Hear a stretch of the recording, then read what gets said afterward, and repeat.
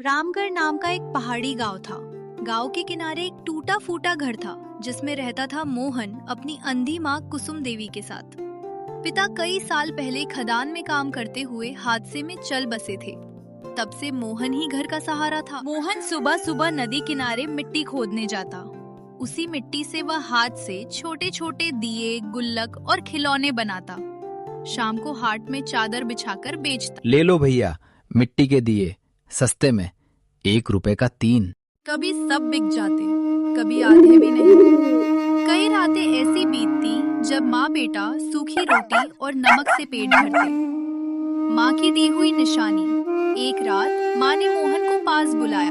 बेटा, मेरी आंखें तो नहीं देखती, मगर दिल कहता है तू बहुत आगे जाएगा। फिर उसने अपनी संदूक से एक पुराना मिट्टी का दीपक निकाला। तेरे दादा ये दीपक किसी संत से लेकर आए थे। कहते थे इसमें भाग्य बसता है। मैं जानती हूँ ये साधारण है, पर मेरे लिए ये अनमोल है। अब ये तेरा हुआ। मोहन ने दीपक संभाल कर रख लिया।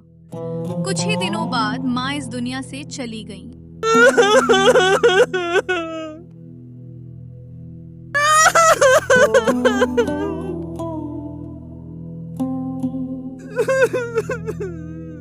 मोहन ने सोचा कि शायद ये दीपक कीमती हो।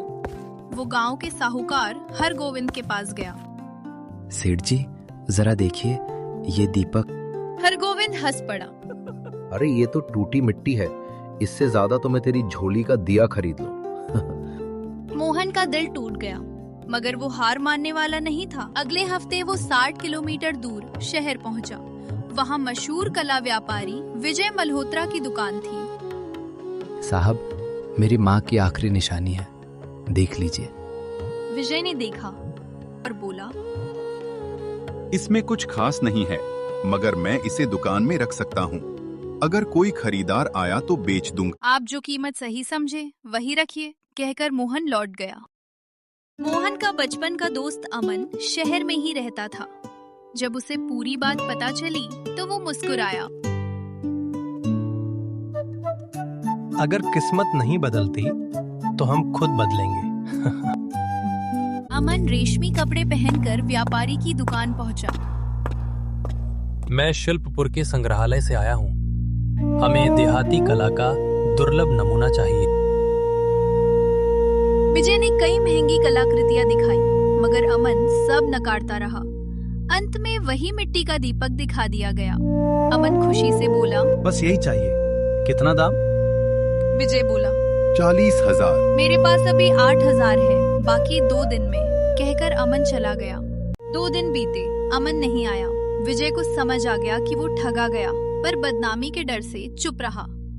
उधर मोहन जब दीपक लेने पहुंचा तो विजय बोला, मैं ही ये दीपक खरीद लेता हूँ, ये लो 20,000। मोहन को जैसे जिंदगी मिल रही। उसने गांव लौटकर एक छोटी मिट्टी कला वर्कशॉप खोल ली।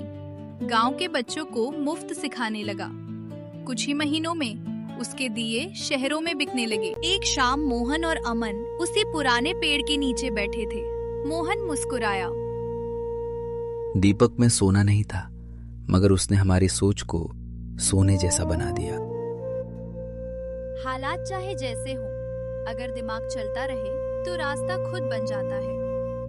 असली दौलत हाथ में नहीं, सोच में होती है।